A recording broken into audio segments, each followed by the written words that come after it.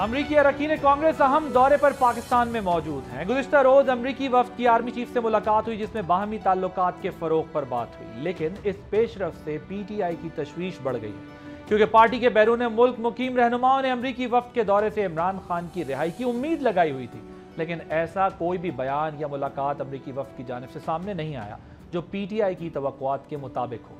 इस हवाले से साबिक सदर आरिफ अलवी काफी दिनों से अमरीका में कोशिशें कर रहे थे। साबिक सदर ने कई ऐसे बयान दिए जो हुक्मरान इत्तेहाद के मुताबिक मुल्क दुश्मनी के मुतरादिफ है। सवाल यह है कि क्या पीटीआई अमरीकी वफ्द के दौरे की आउटकम से मायूस हो चुकी है। देखना यह भी है कि क्या तेजी से बदलते हुए आलमी हालात में पाकिस्तान की सियासी क़यादत की तरजीहात क्या होने जा रही हैं, क्योंकि सदर ट्रंप की पॉलिसी से वर्ल्ड रिसेशन के खदशात में इजाफा हो रहा है। अगर सदर ट्रंप ने चीन के अलावा पाकिस्तान समेत दीगर ममालिक पर टैरिफ का नफाज 90 दिन के लिए अभी फिलहाल तो मुअत्तल कर दिया है, लेकिन अभी हतमी तौर पर नहीं कहा जा सकता कि इसमें क्या होना है और इन टैरिफ्स का फ्यूचर क्या होगा। सदर ट्रंप ने फिलहाल चीन के रद्द अमल और स्मार्टफोन्स मैन्युफैक्चरर्स के दबाव को देखते हुए इलेक्ट्रॉनिक्स और चिप मेकिंग के सामान को टैरिफ लिस्ट से निकाल दिया है, मगर गैर यकीनी अभी भी बरकरार है। अब इस अनसर्टेनिटी का क्या होगा?